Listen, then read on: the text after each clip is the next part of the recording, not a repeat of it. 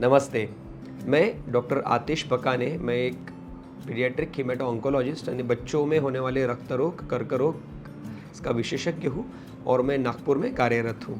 आपका हमारे चैनल में स्वागत है। आज हम बात करेंगे बेहद ही खास डिसीज़ के बारे में जो हमारे खास करके विदर्भ, कुछ छत्तीसगढ़, मध्य प्रदेश इस पार्ट में बहुत ज़्यादा पैमाने में देखा जाता है। ये एक जन्मजात रोग होता है और कई दिक्कतों का सामना इस बीमारी में बच्चों को करना पड़ता है। तो कौन सा ये डिसीज़ है? इसका नाम है बीटा थैलेसीमिया मेजर।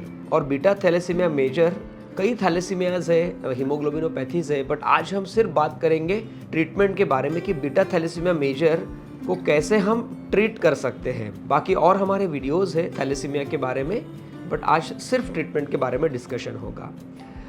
इसके पहले कि हम थैलेसीमिया ट्रीटमेंट के बारे में डिस्कशन शुरू करें, हमें बेहद आनंद होगा अगर आप हमारे चैनल को सब्सक्राइब करें और बेल आइकॉन को प्रेस करें। थैलेसीमिया मेजर एक ऐसी बीमारी है जिसमें अगर बच्चों के माँ बाप को थैलेसीमिया माइनर है यानी थैलेसीमिया ट्रेट है, एक हीमोग्लोबिन का जीन डिफेक्टिव है और वो शादी कर लेते हैं, तो ऐसे में हर प्रेगनेंसी में 25% चांस होता है कि बच्चा थैलेसीमिया मेजर पैदा हो। अब क्या है थैलेसीमिया मेजर? मेजर मतलब इन बच्चों को जन्म से ही खास करके पहले साल भर में ही ब्लड लगना शुरू हो जाता है। बच्चों को बहुत एनीमिया दिखता है, पेल दिखते हैं, वो सांस लेने में दिक्कत हो जाना, पेट फूल जाना, ये सब दिक्कतें होती है और हमें पता चल जाता है कुछ स्पेसिफिक टेस्ट से कि थैलेसीमिया मेजर है। तो इसमें कैसी ट्रीटमेंट हम कर सकते हैं ये हमें जानना बहुत ज़रूरी है। तो दो तरह की ट्रीटमेंट इस बीमारी में हम यूजुअली करते हैं। एक है सपोर्टिव केयर और एक है परमानेंट क्योर। जी हाँ, इस बीमारी का परमानेंट क्योर भी मौजूद है। तो पहले हम बात करते हैं सपोर्टिव केयर की। जैसे मैंने आपको बताया कि थैलेसीमिया मेजर हमें पहले साल भर में ही मोस्टली पता चल जाता है बच्चे में और हम उसको पता करके उसकी ट्रीटमेंट शुरू कर सकते हैं। तो क्या कर सकते हैं? सबसे पहले, क्योंकि हीमोग्लोबिन इनका बहुत बेहद कम हो जाता है, इन लोगों को रेगुलर ब्लड ट्रांसफ्यूजन्स पे डालने की ज़रूरत पड़ती है। रेगुलर ब्लड ट्रांसफ्यूजन मतलब हर 3 से 4 हफ्ते में इनको ब्लड लगता है। ये ब्लड जो है हमेशा सेफ होना चाहिए।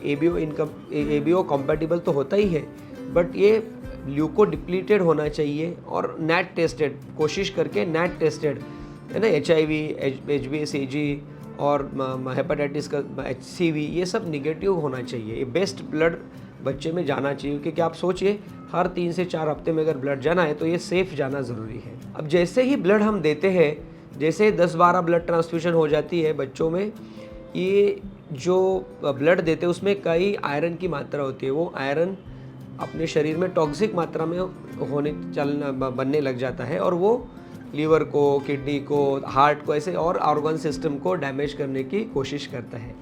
उसको हम, जो फ्री आयरन है खास करके, तो इसको हम शरीर से निकालना पड़ता है। तो सेकेंड चीज़ होती है किलेशन थेरेपी। उसे हम, जो कुछ ड्रग्स है, 2-3 ड्रग्स है जिससे हम शरीर से आयरन को निकालने की कोशिश करती है। कुछ डेजिरॉक्स, कैल्फर और कई डेस्पेरोक्सामिन, ऐसे और कोई दवाइयाँ है जिससे हम कोशिश करते हैं। और इसका शुरू करने के बाद हमें कुछ मॉनिटरिंग भी बहुत ज़रूरी है। ब्लड देते हैं, किलेशन शुरू करते हैं, तो हर 3 महीने में हमको सीरम फेरिटिन, ये सब टेस्ट और कुछ टेस्ट हैं, HIV, HbA1c, ये 6 महीने से 1 साल भर में कर लेना चाहिए। ऐसे सपोर्टिव केयर में ये सब चीज़ें आती हैं। अब उसके अलावा क्या करना चाहिए? जैसे ही उम्र बढ़ती है, ब्लड रिक्वायरमेंट बढ़ जाता है, तो ब्लड देने के पहले यानी प्री ट्रांसफ्यूजन हीमोग्लोबिन हमेशा 9.5 to 10.5 के ऊपर रखना है। ये बहुत बड़ा मिसकंसेप्शन है हमारे एरिया में कि 6-7 हीमोग्लोबिन होना चाहिए और उसके बाद ब्लड देना चाहिए। बिल्कुल नहीं, ये सबसे गलत चीज़ है। ब्लड देने के पहले हीमोग्लोबिन हमेशा 9.5 से ऊपर होना चाहिए, ताकि हम 12, 13, 14 तक इसका हीमोग्लोबिन पहुंचा सके, क्योंकि ग्रोथ के लिए हीमोग्लोबिन बहुत ज़रूरी है। और हम अगर ऐसा नहीं करते हैं, हीमोग्लोबिन प्रॉपर नहीं रख पाते, तो इन बच्चों में बहुत प्रॉब्लम होते हैं। पूरा चेहरे पे सूजन दिखेगी, हड्डियाँ अलग टेढ़ी मेढ़ी होने की चांसेस रहता है। आपको देखने में पता चल जाएगा इसको थैलेसीमिया है। तो आज के घड़ी में हमें ये समझना है कि थैलेसीमिया मैनेज करने का क्या बेस्ट तरीका ये है कि बच्चे को पता ही ना चले कि इसको थैलेसीमिया है, थैलेसीमिया मेजर है। फिर सपोर्टिव केयर में और आते हैं, जैसे उम्र बढ़ने जाती है, ये जो आयरन है कई और डिपॉजिट होके, ग्रंथियों के विकार होना, हार्ट में आयरन डिपॉजिट होके आयरन हार्ट के प्रॉब्लम्स होना, लीवर में प्रॉब्लम्स होना, तो इनके स्पेशलिस्ट होते हैं, उनको एक बार दिखाना ज़रूरी होता है। ये थैलेसीमिया में मल्टी डिसिप्लिनरी अप्रोच बहुत ज़रूरी है। सभी मैं ही करूँगा ये अप्रोच बिल्कुल गलत है ना। ये डॉक्टर की तरफ से भी मैं बता रहा हूँ, है ना। थैलेसीमिया का हिमेटोलॉजिकल केयर हम करते हैं, बट लीवर में प्रॉब्लम है तो गैस्ट्रोएंटरोलॉजिस्ट को एक बार दिखाना ज़रूरी होता है, खास करके जब उम्र 7, 8, 10 साल के ऊपर चली जाती है। हार्ट का एक इको करना, वैसे ही कार्डियक एमआरआई, लीवर एमआरआई, ये एक स्पेसिफिक टेस्ट है जिससे हम कितना एग्जैक्ट आयरन डिपोजिशन हो रहा है वो पता कर सकते हैं और उसके बारे में योग्य ट्रीटमेंट शुरू कर सकते हैं, ताकि बच्चा, हमारा ट्रीटमेंट का जो उद्देश्य है ये बच्चों को नॉर्मल लाइफ क्वालिटी देने का है। सिर्फ ब्लड दे दिया इससे थैलेसीमिया ठीक नहीं होता। क्वालिटी ऑफ लाइफ बच्चों को, थैलेसीमिया जिसको नहीं है वैसे ही क्वालिटी ऑफ लाइफ थैलेसीमिया बच्चे को होना चाहिए, ये हमारा उद्देश्य होना चाहिए। कुछ वैक्सीनेशंस है जो बहुत बेहद ज़रूरी होते हैं इन बच्चों में। वैक्सीनेशन हमेशा, क्योंकि इन बच्चों में इन्फेक्शंस के थोड़े ज़्यादा चांसेस होते हैं, है ना, तो वैक्सीनेशन टीकाकरण बहुत ज़रूरी है। वैसे ही जैसे मैंने मॉनिटरिंग बताई कि क्या क्या हम कर सकते हैं, वैसे ही और कुछ स्पेसिफिक ट्रीटमेंट्स इसकी होती है। समझो बोन डेंसिटी प्रॉब्लम हो गया तो एंडोक्रिनोलॉजिस्ट आपको कुछ स्पेशल मेडिकेशन शुरू करेंगे किलेशन मेडिकेशंस के अलावा, और कुछ मेडिकेशंस इनको हमेशा रहते हैं। फोलिक एसिड का टैबलेट इनको हमेशा लगता है, शुरू रहता है।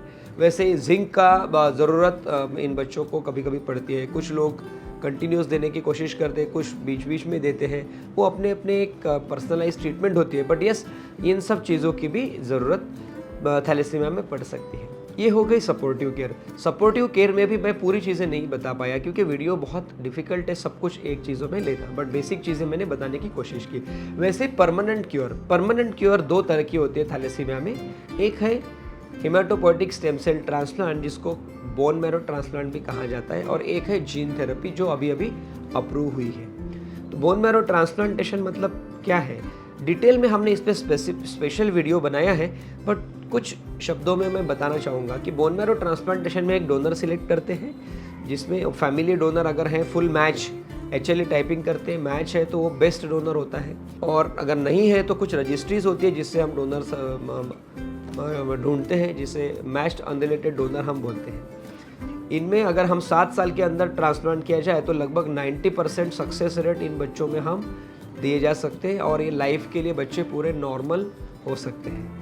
अगर नहीं अवेलेबल मट डोनर नहीं है, फैमिली नहीं है, तो एक क्लिनिकल ऑप्शन के तौर पे आजकल हम 50% मैच्ड ट्रांसप्लांट भी किया जा सकता है, जिसका आउटकम लगभग 70 से 80% होता है, और अभी ये बहुत अच्छा इम्प्रूव होने लगा है। तो ये ट्रांसप्लांट के बात है। ट्रांसप्लांट में और बहुत छोटी छोटी चीज़ें जो पता होना चाहिए, जो सेपरेट वीडियो में जैसे मैंने पहले बताया वो आपको पता चलेगा। वैसे ही जीन थेरेपी एक ऐसी चीज़ है कि जो जीन डिफेक्टिव है थैलेसीमिया में हीमोग्लोबिन का, उसको हम एक तो वेक्टर्स की मदद से, वायरल वेक्टर्स की मदद से निकाल सकते हैं और दूसरा डाल सकते हैं, या फिर हम उसको एडिट भी कर सकते हैं। जी हाँ, जीन एडिटिंग। ये 2 चीज़ें हैं जो अवेलेबल है। इंडिया में अभी अवेलेबल नहीं है, वेस्टर्न कंट्रीज़ में कुछ जगह अवेलेबल है, ट्रायल्स शुरू है, कुछ अप्रूव भी हो चुकी है। भारतवर्ष में आने को इसको वक्त लगेगा। एट प्रेजेंट भारत में थैलेसीमिया का परमानेंट क्योर है स्टेम सेल यानी बोन मैरो ट्रांसप्लांट, जो अभी नागपुर में भी अवेलेबल है। नमस्ते।